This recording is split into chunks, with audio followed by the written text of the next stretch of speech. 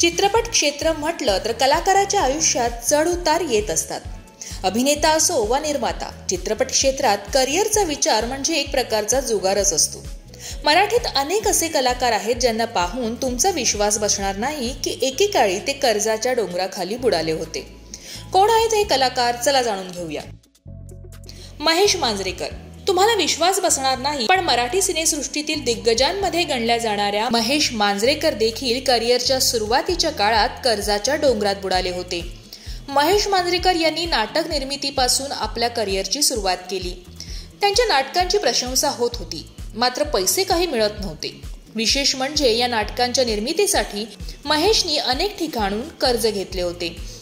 महेश यांचा हा स्ट्रगल पाहून त्यांच्या सासूबाईंनी त्यांना हे क्षेत्र सोडून नोकरी करण्याचा सल्ला दिला होता. त्यावेळी महेश यांनी शेवटचा प्रयत्न म्हणून ध्यानीमनी या नाटकाची निर्मिती करण्याचे ठरवलं. मात्र या नाटकासाठी पुरेसे पैसे नसल्यानं त्यांनी मोठी रिस्क घेत पत्नीचे दागिने गहाण ठेवले होते. इतकंच नाही तर आपल्या मुलीच्या भविष्यासाठी ठेवलेली सर्टिफिकेट देखील त्यांनी गहाण ठेवली होती. मात्र त्यांचा हा अखेरचा प्रयत्न यशस्वी ठरला आणि ध्यानीमनी नाटकाला प्रचंड प्रतिसाद मिळाला आणि डोक्यावरचं कर्जही उतरून गेलं.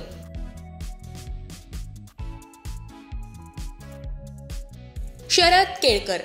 दमदार अभिनय आणि भारदस्त आवाजासाठी प्रसिद्ध असलेला अभिनेता शरद केळकर आज मराठी हिंदी सिनेसृष्टीतील लोकप्रिय चेहरा आहे. बॉलिवूडमध्ये अनेक वर्ष मेहनत केल्यानंतर आज शरद कोट्यावधींच्या संपत्तीचा मालक आहे. एकेकाळी घरातील परिस्थिती सावरण्यासाठी शरदला जिममध्ये ट्रेनर म्हणून काम करावं लागलं होतं. शरदच्या आयुष्यात एक काळ असा देखील आला जेव्हा तो कर्जामध्ये बुडाला होता. एका मुलाखतीत शरद आपल्या वाईट काळाबद्दल बोलताना म्हणाला, एक काळ असा होता जेव्हा माझ्या बँकेचं अकाउंट रिकामं झालं होतं. माझ्यावर घराचं कर्ज होतं. इतकंच नाही तर क्रेडिट कार्डमध्ये देखील बॅलन्स उरलं नव्हतं. लोकांना आपलं यश दिसतं, मात्र त्यामागे काय खस्ता खाव्या लागल्यात हे दिसत नाही. केदार शिंदे. मराठी चित्रपटसृष्टीतील प्रसिद्ध दिग्दर्शक केदार शिंदे यांच्या नुकत्याच रिलीज झालेल्या बाई पण भारी देवा चित्रपटानं बॉक्स ऑफिसवर धुमाकूळ घातला आहे. अवघ्या 24 दिवसात या चित्रपटानं 65 कोटींची रेकॉर्ड ब्रेक कमाई केली. मात्र केदार शिंदे यांच्या आयुष्यात एक काळ असा होता की त्यांना घरातले दागिने देखील गहाण ठेवायला लागले होते. अगबाई अरेच्या चित्रपटानंतर केदार यांनी जत्रा या चित्रपटाच्या निर्मितीची सुरुवात केली. त्यावेळी ते 30 वर्षांचे होते. निर्मितीचा फारसा अनुभव नव्हता. मात्र फायनान्सचं गणित असं काही चुकलं की त्यावेळी त्यांना त्यांचं घर, आईचं घर, बायकोचे दागिने सारं काही गहाण ठेवावं लागलं होतं. पण तेव्हा मला क्रेडिट आणि डेबिटचं गणित जमलं नाही. त्यावेळेस केदार शिंदे यांच्यावर 90 लाखांचं कर्ज झालं होतं. मात्र जत्रा सुपरहिट ठरला आणि ते कर्ज हळूहळू उतरत गेलं.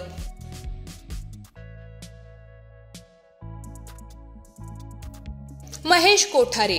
मराठी सिनेसृष्टीतील एक स्टार कुटुंब म्हणून कोठारे कुटुंबाची ओळख आहे. 2005 मध्ये महेश कोठारे यांनी खबरदार चित्रपटाची निर्मिती केली. त्यावेळी या कुटुंबावर कर्जाचा डोंगर उभा राहिला होता. त्यांचं कर्ज फेडलं जात नव्हतं आणि ते वाढतच चाललेलं. इतकंच नाही तर कोल्हापूरमध्ये शूटिंग करत असताना बँकेने त्यांचं मुंबईतलं राहतं घर देखील जप्त केलं होतं. पण त्या सगळ्या गोष्टींची चिंता असून देखील महेश कोठारे यांनी तो चित्रपट पूर्ण केला. शूटिंग संपलं. त्यानंतर महेश कोठारे त्यांच्या आई वडिलांना आणि आदिनाथला पुण्याला घेऊन गेले. त्यांना पुण्याच्या घरी ठेवलं आणि स्वतः मुंबईला येऊन इथं भाड्याने राहायला जागा शोधली. चित्रपट निर्मितीत भरपूर कष्ट घेऊनही यश मिळत नसल्याने त्यांनी शेवटी टीव्ही मालिका निर्मितीत येण्याचा निर्णय घेतला आणि इथूनच त्यांचा बॅड पॅच संपण्याचा प्रवास सुरू झाला. 2011ला त्यांनी मराठी सिनेसृष्टीतली सगळ्यात मोठी डील साईन केली. त्यानंतर त्यांचं कर्ज फिटलं आणि त्यांचं स्वतःचं घरही झालं. रवींद्र महाजनी. मराठी सिनेसृष्टीतील हँडसम हंक म्हणजे अभिनेते रवींद्र महाजनी. 1987च्या दरम्यान रवींद्र यांनी फिल्म इंडस्ट्रीला रामराम ठोकला आणि कुटुंबासोबत पुण्याला शिफ्ट झाले. पुण्यात त्यांनी स्वतःचा कन्स्ट्रक्शन व्यवसाय सुरू केला होता. मात्र त्यांच्या व्यवसायात पार्टनर असलेल्या व्यक्तीनं त्यांची फसवणूक केली, ज्यामुळे त्यांना प्रचंड नुकसान सहन करावं लागलं. ज्यामुळे त्यांच्या नावावर असलेल्या मालमत्तेवर जप्ती आली. राहतं घर बँकेकडे गहाण असल्यानं त्या घरावर देखील जप्ती आली. या कुटुंबावर जवळपास 40 ते 45 लाखांचा कर्जाचा डोंगर उभा राहिला. मात्र आपल्या कुटुंबावर आलेले भयानक संकट पाहून त्यांच्या मुलाने म्हणजेच गश्मीरनं त्या लहान वयात मिळेल ते लहान सहान काम करून पैसे गोळा करण्याचा निर्णय घेतला. नृत्याची आवड असणाऱ्या गश्मीरने स्वतःची डान्स अकादमी सुरू केली. गश्मीरच्या या अकॅडमीला चांगला प्रतिसाद मिळू लागला. पुढे अजून अनेक व्यवसाय करत गश्मीरनं आपल्या वडिलांचं कर्ज फेडलं.